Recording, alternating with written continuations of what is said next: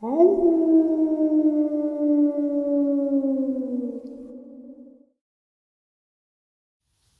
greetings and salutations, everyone. Welcome back to tonight's bonus upload. We all know what Skinwalker Ranch is. We're all familiar with the location. We all have a pretty good idea of what goes on there. Well, what happens when you have first-hand accounts of what goes on in Skinwalker Ranch? I'll tell you, one heck of a bonus. Before we get into it, though, a couple links. As you know, I rely on Patreon, PayPal, channel membership, and the merch to help the channel to continue to grow and go. Links to Patreon, PayPal, and the membership are in the description below. Merch displayed directly under the video. Also, Dogman Frightening Encounters, Volume 1 through 3, the audiobook versions. They all were written and researched by Tom Lyons, narrated and produced by me, Jeff Nadolny. Those audiobooks are available on Audible, Amazon, and iTunes, links to which are also in the description as well. And finally, last but definitely not least, if you'd really like to help support this channel to continue to grow and go, simply subscribe. It does not cost you a cent. Click that like button. It takes half a second. If you don't want to miss out on any of the informative uploads I put out daily, click that bell icon, and folks, please leave a comment. Why? Well, because all of these things, they really do help this channel to continue to grow and go, and they definitely matter. Now, everyone, I have taken far too much of your time. Let's jump into this bonus, shall we? I'm sitting on a white plastic chair in what seems like total darkness.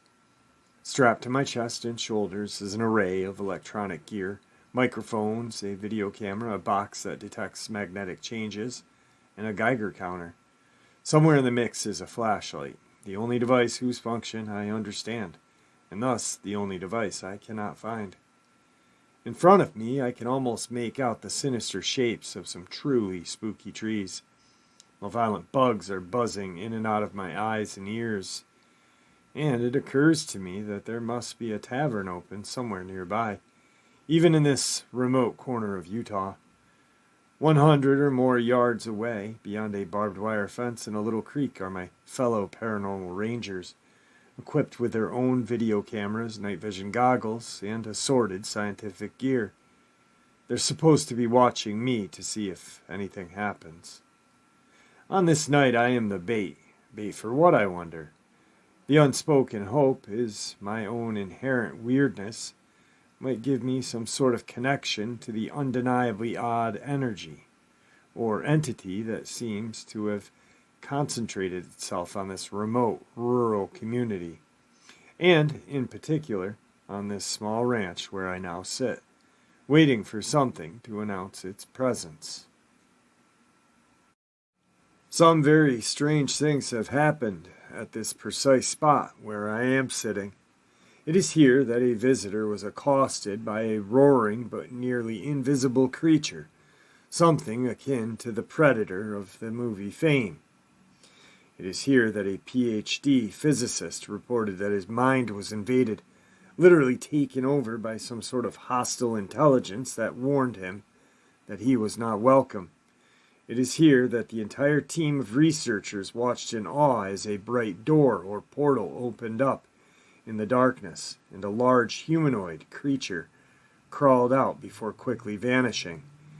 And it is here that several animals, cattle and dogs, were mutilated, obliterated, or simply disappeared. For as long as anyone can remember, this part of northeastern Utah has been the site of simply unbelievable paranormal activity. UFOs, Sasquatch, cattle mutilations, psychic manifestations. Creatures that are not found in any zoos or textbooks, poltergeist events, you name it, residents have seen it. Retired school teacher Junior Hicks is the area's unofficial historian for all things weird. He's cataloged 400 or so incidents, most of them involving UFO sightings, but says there have been thousands of other cases. Hicks estimates at least half of the 50,000 residents of this basin have seen weird things in the sky. Flying saucers, cigar-shaped craft, zigzagging balls of light, so many different objects that local police and highway patrol long ago stopped taking reports. Many of the lawmen have been witnesses themselves. Hicks and members of his family have witnessed their own UFO events over the years. The UFO activity really started getting intense in the early 50s, Hicks states.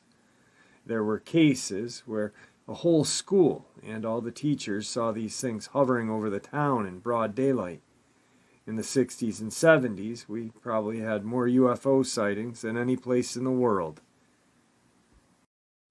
But the run-of-the-mill UFO events don't begin to describe the rich array of unusual phenomena in the area. The Ute Indian tribe has been here far longer than white settlers. Tribal leaders are reluctant to speak to outsiders, but their oral history is replete with examples of strange creatures and sightings. Indian lore refers to some of these creatures as skinwalkers, others call them shapeshifters, werewolves, or Bigfoot. The Utes take this very seriously, Hicks states. They think the Skinwalker are powerful spirits that are here because of a curse that was put on them generations ago by the Navajo. And the center of the whole legend is this ranch. The Utes say the ranch is the path of the Skinwalker. Tribe members are strictly forbidden from setting foot on the property. It's been that way for a long time. The ranch in question is a 480-acre spread of rich, well-watered pasture and a few thick patches of tall cottonwood. It's divided into 3 sections, each section being a former homestead. Thick brush and small river are on one side, a rocky, picturesque ridge is on the other. Skinwalker Ranch is what the Utes call it, according to Hicks. A long dirt road is the only way in or out of this ranch. When rancher Tom Gorman, not his real name, bought the place in 1994, it had been vacant for 7 or 8 years. Gorman and his wife and 2 kids were curious about the impressive array of bolts that covered the doors and windows of the main home. There were deadbolts on both sides of the doors. Even the kitchen cabinets had both bolts on them. And at both ends of the home, iron stakes and heavy chains had been installed. Gorman guessed the previous tenants had positioned large guard dogs in the front and back of the house, but he had no idea why. On the day the Gormans moved their furnishings into the property, they had their first foreshadowing events that would follow. They spotted an extremely large wolf out in the pasture. The wolf cautiously made its way across the field, and to the surprise of everyone, sidled up to the family, acting like it was a familiar pet. It had rained that day, and the family remembers the wolf smelled like wet dog as they were petting it. After a few moments, the wolf strolled over to the corral and grabbed a calf by its snout, attempting to pull it through the corral bars. Gorman and his father began to beat on the wolf with sticks, but it would not release the calf. Gorman grabbed his .357 Magnum from his truck and shot the wolf at point-blank range. The slug had no noticeable effect. Gorman pumped another bullet into the wolf, which then let go of the calf but stood looking at the family as if nothing had happened. Gorman shot it 2 more times with his powerful handgun. The big animal backed off a bit but showed no signs of distress, not even any blood. The mystified rancher retrieved a hunting rifle and shot the wolf again, once more at close range. Gorman is not only an experienced marksman, but a big game hunter of considerable repute. 5 slugs should have been enough to bring down an elk, let alone a wolf. The 5th shot caused a chunk of hair and flesh to fly off the wolf, but it did not seem fazed. After the 6th shot, the wolf casually trotted across the field into the muddy thicket. Gorman and his father tracked the beast for about a mile, following its paw prints through the mud, but the track suddenly ended, as if the wolf had simply vanished into thin air. Returning to the corralled area, Gorman examined the chunk of flesh and said it looked and smelled like rotten meat. He made inquiries among the neighbors, but no one seemed to know anything about a tamed, oversized wolf in the area. A few weeks later, Mrs. Gorman encountered a wolf that was so large its back was parallel with the top of her window as it stood beside her car. The wolf was accompanied by a dog-like animal that she could not identify. Over the next 2 years, a menagerie of weird animals was reported by the family members and neighbors. While driving into the ranch on a bright afternoon, Gorman and his wife saw something attacking one of the horses. They described it as low to the ground, heavy-muscled, weighing perhaps 200 pounds, with curly red hair and a bushy tail. It somewhat resembled a muscular hyena, and seemed to be clawing at the horse, almost playing with it. Gorman got within 40 feet of the animal, but says it literally vanished before his eyes. Poof! Gone. They checked the horse and found numerous claw marks on its legs. A few months later, the wife of the deputy sheriff reporting seeing a similar muscular reddish beast running across the property. Another visitor to the ranch had a more ominous encounter in the middle of the homestead. The same place where I was set as bait. The visitor, along with Gorman and his son, say they saw a large, blurry something moving through the trees.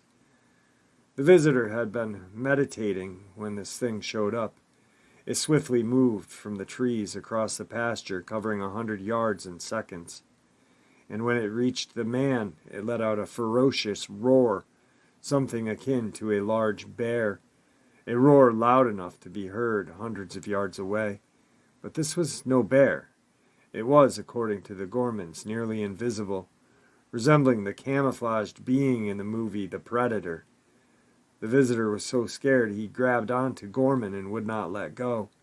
He left the ranch and has never returned. Other creatures and beings were also seen, including exotic, multicolored birds that were certainly not native to the region and could not be identified. There were numerous close encounters with dark, 9-foot-tall beasts that resembled Bigfoot or Sasquatch. As if those visual experiences were not enough, the family claims its other senses were also challenged by assorted weird events. They often were overwhelmed by a strong musk odor. The pastures would unexplainably light up at night like a football stadium. They claim to have seen shafts of light that seemingly emanated from the ground. They and others say they heard what sounded like heavy machinery operating under the earth, and they heard voices. Tom and his son and his nephew remember hearing a loud, disembodied conversation in some unintelligible language. The disembodied male voices spoke in what the witness say was a mocking tone and sounded like they were emanating from 20 or more feet above their heads. But they saw nothing. The dogs accompanying these 3 witnesses growled and barked at the voices, then took off in a panic. There were physical manifestations that aren't easily explained. While checking on his herd in the 3rd homestead, Gorman noticed that someone had dug up his pasture. Hundreds of pounds of soil had been scooped out of the ground.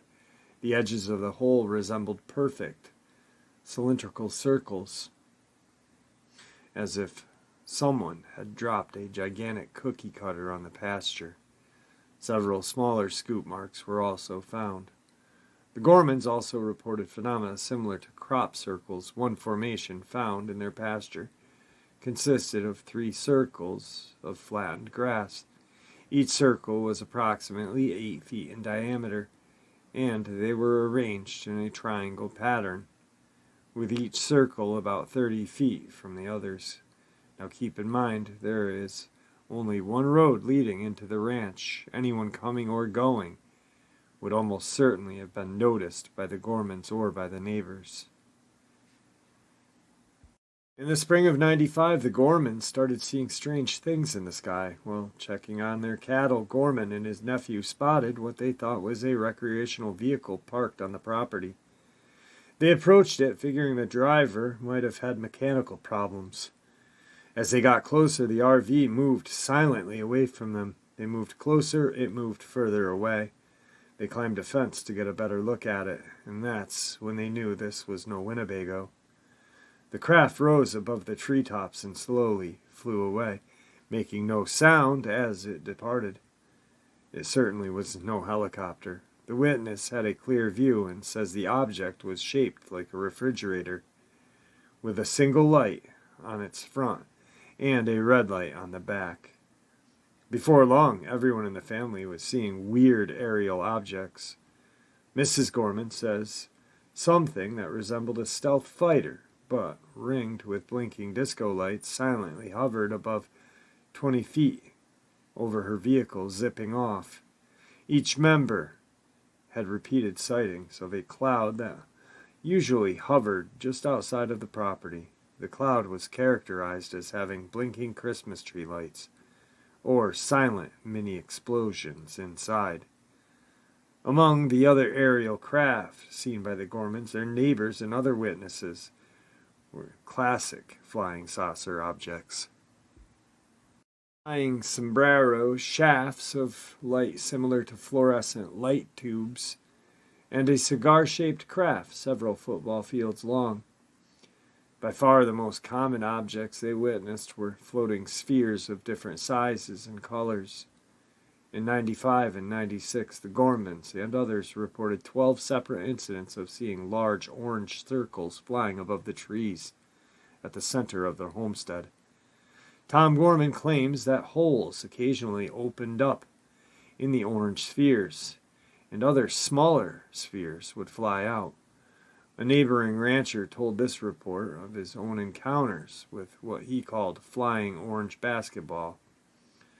By early 96, the sightings of blue spheres at the ranch became almost commonplace. These orbs were said to be about the size of a softball, made of glass and filled with bubbling blue liquids that seemed to rotate inside. Mr. and Mrs. Gorman say that in April of 96, they watched one of those blue orbs repeatedly circle the head of one of their horses. The horse was illuminated by an intense blue light, and there was a sound of static electricity in the air. But this was not a ball lightning. The orb seemed to be intelligently controlled. When Gorman approached the horse with a flashlight, the orb darted off, maneuvering through the tree branches with speed and dexterity. Gorman say the blue spheres seemed to generate several psychological effects on the family. Family members felt waves of fear roll over them, far in excess of what may be normal. Whatever the blue orbs appeared, it was the appearance of one blue orb in particular that finally convinced the Gormans to sell the ranch.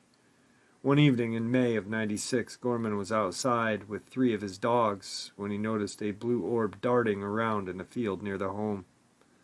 Gorman urged his dogs to go after the ball.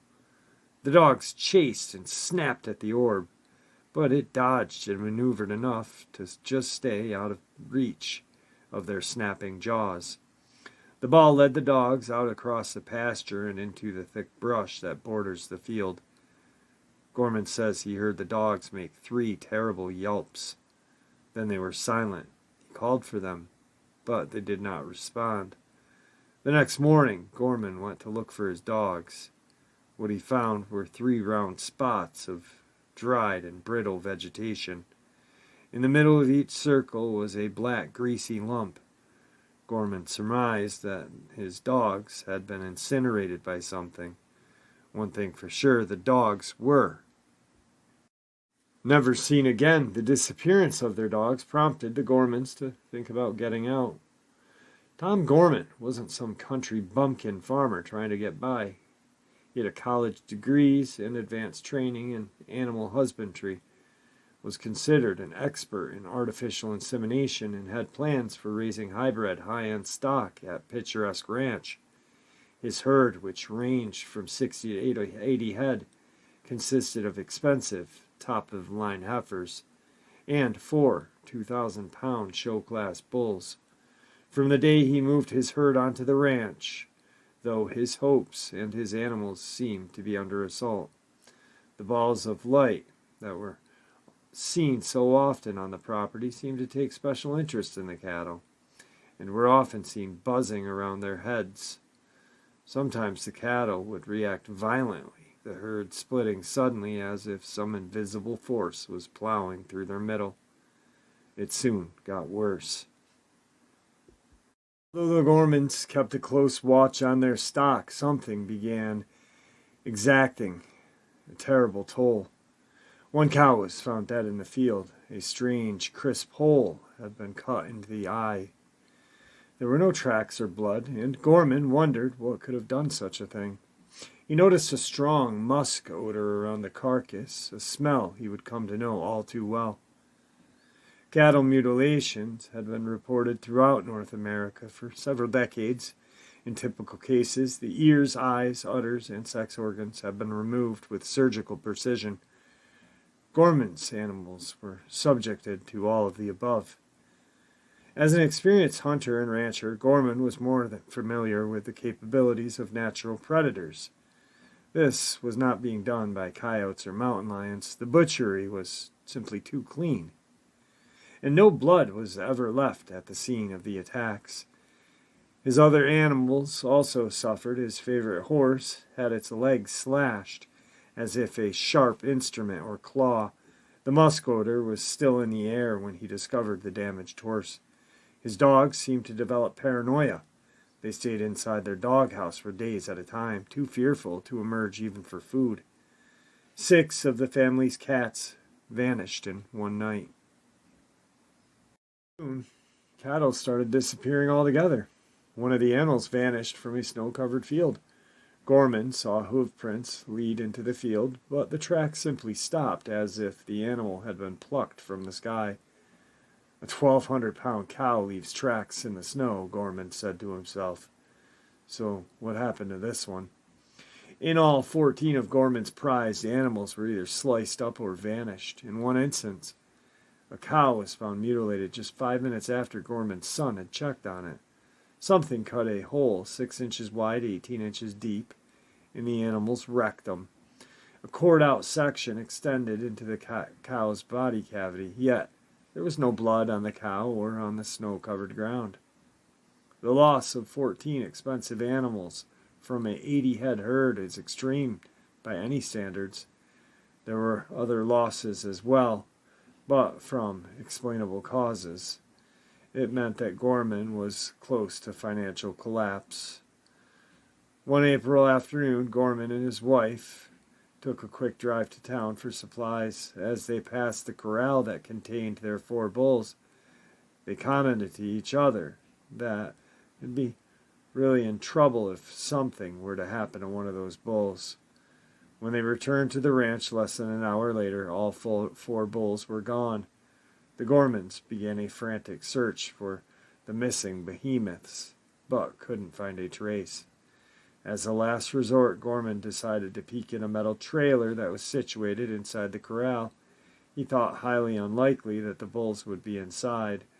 From the corral, there is only one door into the trailer, and it's secured by a thick metal wire that clearly was still in place. Gorman was shocked to see that all 4 of his bulls were inside the trailer, squeezed like so many oversized sardines into a tiny enclosure, crammed in against the sides of the trailer and against each other. When he yelled to his wife that he'd found them, the bulls seemingly woke up as if in a dream state and started kicking the hell out of the trailer and each other.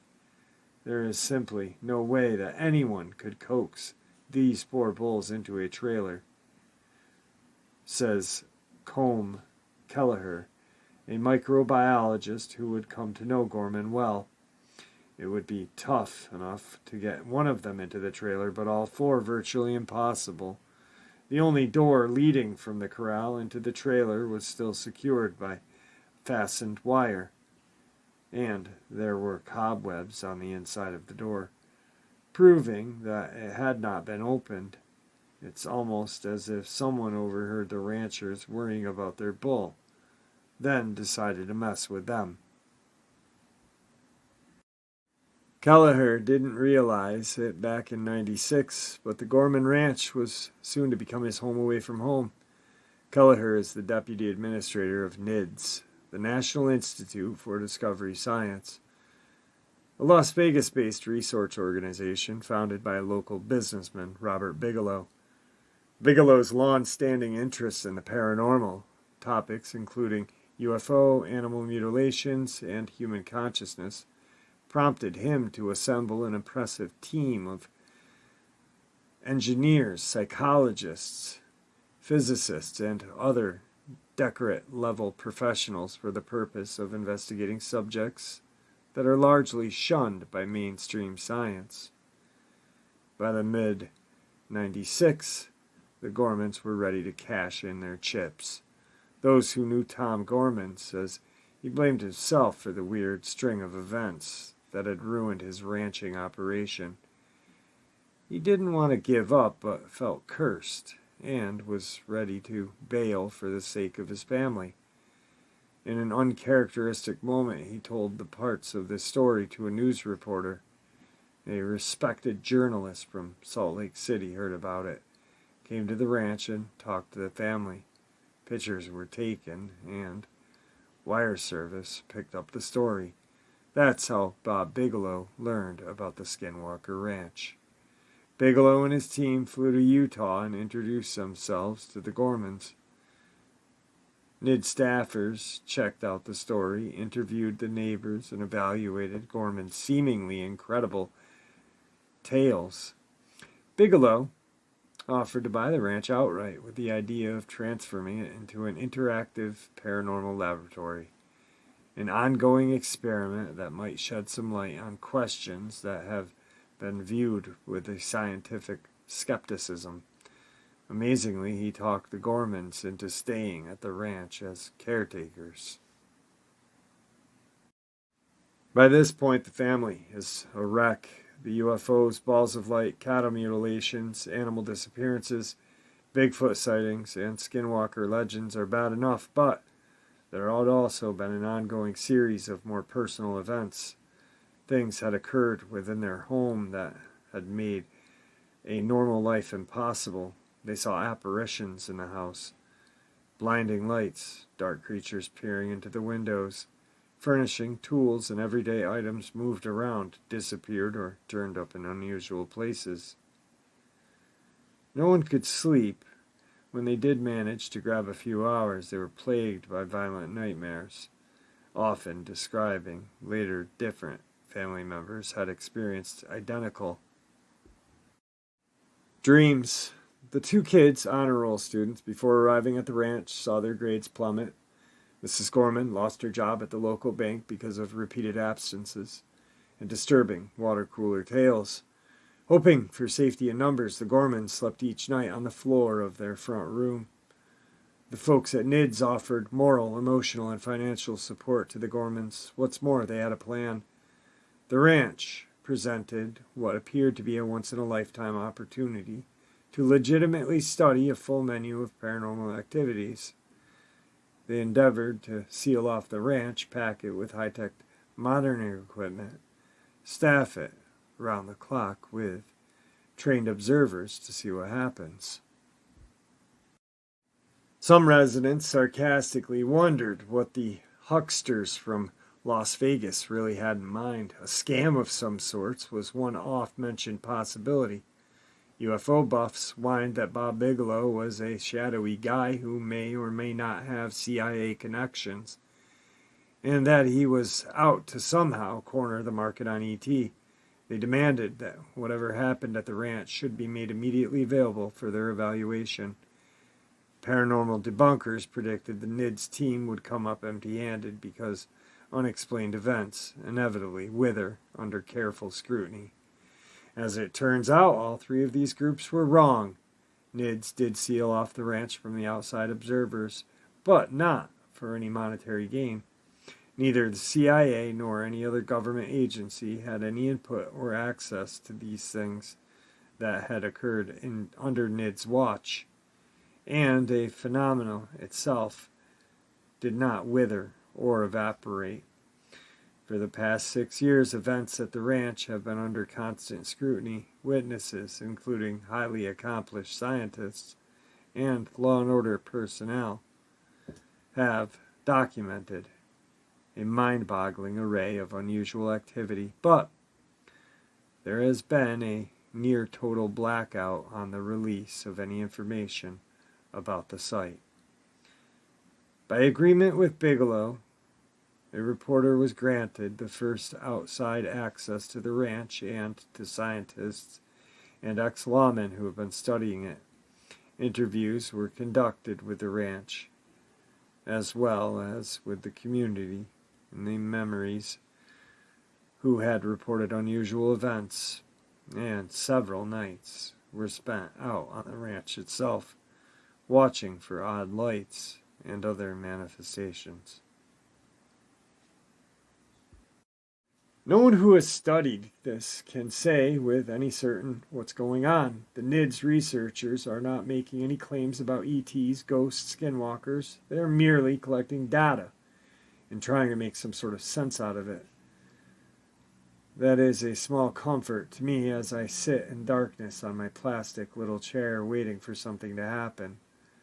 The mind certainly can play tricks in such an environment, but could so many witnesses be completely wrong? Do not travel to the ranch. You are not welcome there. It is private property, and the people who live on or near don't want to be hassled by curiosity seekers or the media. What's more, a high level of unexplained phenomena has taken a steady nosedive over the past few months. So chances are you wouldn't see anything, even if you could, on this property. This next part is an add-on. As if to punctuate the point, the phenomenon at the ranch seemed to constantly evolve. One of the most recent incidents occurred on a cold morning in February. The caretaker for the property was patrolling the grounds early in the morning. As he walked past a watering hole, he noticed an odd circular impression in the thin ice that had formed overnight. Something had carved a perfect circle into the ice. The circle was just under 6 feet in diameter and seemed oddly reminiscent of the crop formation seen in England's wheat field. The cuts extended only a quarter of an inch into the ice, and the ice itself is another quarter of an inch. The question arises, how could this have been done? Someone standing on that muddy bank would have left footprints. The only footprint are cattle tracks. The ice itself is so thin that it could not support almost no weight and certainly would have cracked if broken.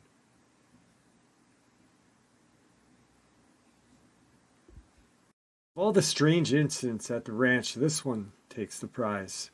It occurred on the night of March 12, 1997. Barking dogs alerted the team to something lurking in a tree near the ranch house. Tom Gorman grabbed his hunting rifle and took off in his truck toward the tree. 2 NIDS staffers followed the other vehicle. All the strange incidents at the ranch, this one takes the cake. It occurred in the night of March 12, 1997. Barking dogs alerted the team to something lurking in the tree near the ranch house. Gorman grabbed his hunting rifle, took off in his truck toward this tree. 2 NIDS staffers followed in another vehicle. Up in the tree branches, they could make out a huge set of yellowish reptilian eyes. The head of this creature had to be 3 feet wide, they guessed. At the bottom of the tree was something else. Gorman describes it as huge, hairy, with a massively muscled front legs and a dog-like head. Gorman, whose 8-crack shot fired at both figures from a distance of 40 yards. The creature on the ground seemed to vanish. The thing in the tree apparently fell to the ground because Gorman heard it land heavily in a patch of snow. All 3 men ran through the pasture and scrub, chasing what they thought was a wounded animal, but they never found an animal or saw any blood. A professional tracker was brought in the next day to scour the area, and nothing.